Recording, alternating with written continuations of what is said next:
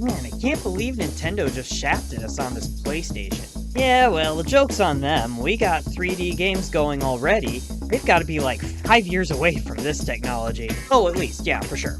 So, I've been thinking, we need to give them what for, right? Beat them at their own game? Ha! Good one. Yeah, what's your point? Well, how do we beat Mario? I mean, Mario is their moneymaker. If he goes down, so does Nintendo. True, true. Okay, I got an idea. Alright, what do you got? Okay, so kids like space, kids like robots, kids like animals, yeah? Yeah? How about this? You got this greedy space guy who wants to build himself a theme park made out of the pieces of planets, and you have to stop him and restore the planets as this rabbit-like robot. I don't know, seems a little generic and weird, don't you think? Mario's pretty generic and weird though, right? I mean, saving a princess is so 80s. I guess. What's the robot gonna be called? How about Robin? You know, rabbit, robot. You feel me? That is brilliant! There's no way Mario can stop us now. Hey, but what if they do make a 3D Mario game, though? Hey, we're doing it first. Even if it is somehow better, Robert will be remembered as the grandfather of 3D platformers.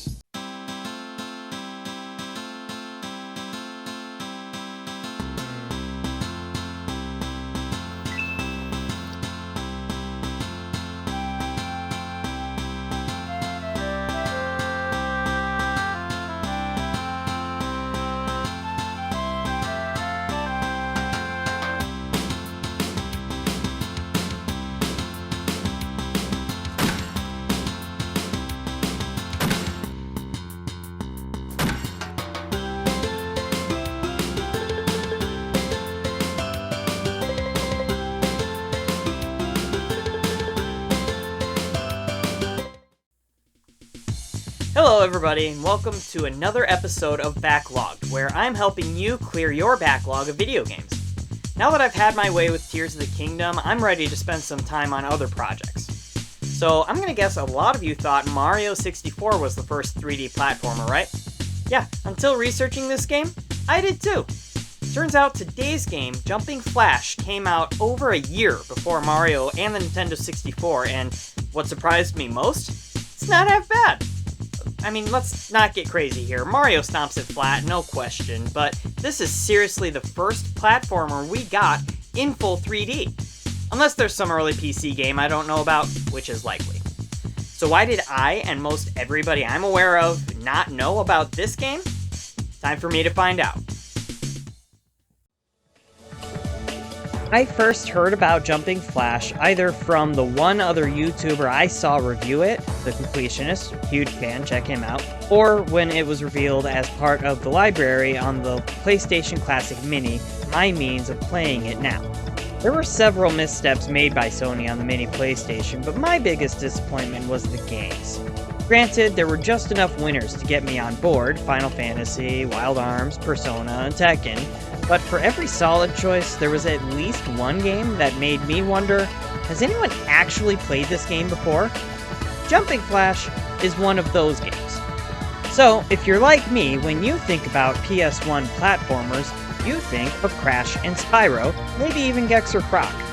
However, Jumping Flash was actually the first 3D console platformer ever, as far as I can tell. If I'm wrong, tell me in the comments, I'm really curious. Not only that, if you're like me, when you hear a game is in first person, you probably think shooter, maybe open world RPG. You certainly don't think about platformers, as only recently have titles like Mirror's Edge and Dying Light made platforming a major part of their first-person gameplay. But here it is, barely any polygons on screen, but still jumping around a 3D level in first person. I assume this blew minds back in 1995, but the following year, Super Mario 64 and Crash Bandicoot both came out, and everybody forgot about Jumping Flash. Again, I can only assume that since I never heard about it until maybe 5 years ago. So yeah, first time touching this game here in 2023 on the Mini PlayStation. In 95, video game stories were still, well, it's premise really, unless the game was an RPG. So the story we have to work with here is that Baron Aloha is some sort of intergalactic criminal stealing pieces of whole planets in order to build himself an amusement park. You control Robbit, a rabid robot, maybe spaceship thing? I don't have a clue. But you've been sent by, I quote, Intergalactic City Hall to stop Baron Aloha and restore the planets. That's all I got for you, and it's fine, really. Again, video games didn't have much story back then, so this is pretty typical of the period, as wacky as it is. Yep, it's a PS1 game. That said, I'm actually fairly impressed. For what may very well be the first ever 3D platform game, this game does a lot of things right. The enormous polygons keep the visuals from getting blurry and gross, but also manage to keep clear what I'm looking at. I can tell the first enemies I have to deal with are frogs and dragonflies, appropriate for a cartoony sci-fi game.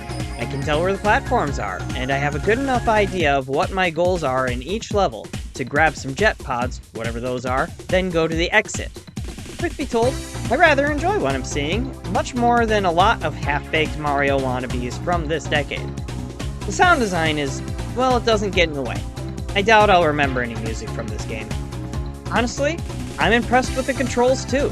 Again, you have to leave it to Mario to show everybody how it's done, but considering this came first, it doesn't control that bad. It's got tank controls, where left and right turn you in place, and jumps allow you to strafe in midair. It's a bit inconvenient, but it helps you keep on the move, which becomes important pretty fast. You can shoot at things, and you get lots of special pickups, some restoring health, but most being special attacks that lay waste to everything in sight. It's pretty fun just completely wiping out enemies that are giving you a hard time. Of course, being so early to the 3D platform game, I had to put in some work to get used to how it plays, and it cramps my hand pretty bad. So yeah, I'm thinking it doesn't hold up to what we have now, but maybe my mind will be changed soon. Let's keep going, Robbit. Oh, I'm sorry, I was just trying to figure out how to use up more time talking about this game. Like, it's a fine game and it was a good time, just kinda doesn't matter. That sounds really harsh. Look, I don't regret the time I spent on this game, mostly because it was maybe an hour and a half. It's very simple, very straightforward, but there isn't anything to make it feel special. Here's what I think, and this is purely based off my experience playing the game, not any actual information. This feels like a game made by a really solid A-team, but without a specific focus. Like they knew they wanted to make a platform game with fancy new polygons, and put in ideas that worked with that. So the story, visuals, and sound are pretty great, especially for the time, but there wasn't like a passion for the world of the game. Or to put it another way, they made a checklist of things kids like, and checked all the boxes, but none of it melts together to give the game life. It's a game direction problem, basically.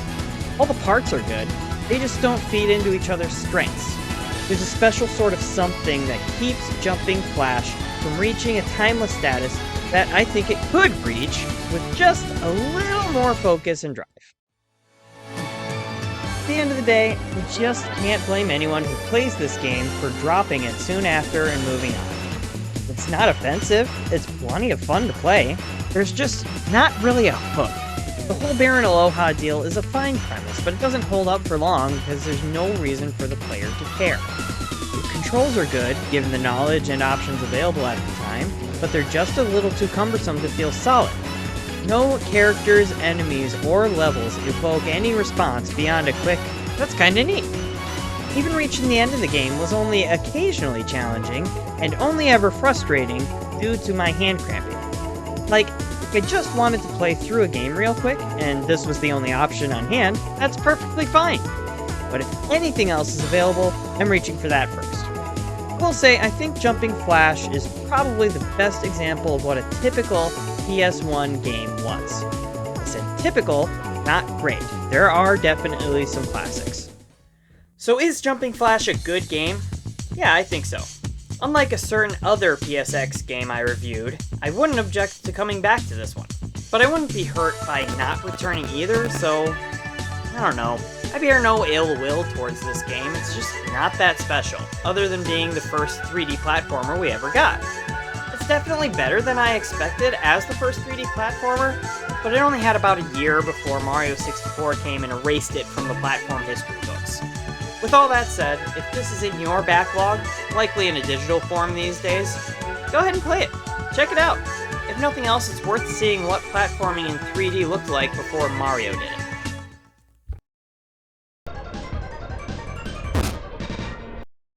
Thanks again for joining me for today's Backlogged on Jumping Flash, your trivia question for the next episode. This next game usually stars the final DLC character from Super Smash Bros. Ultimate. However, in this game, he's only about 5 years old. See you soon.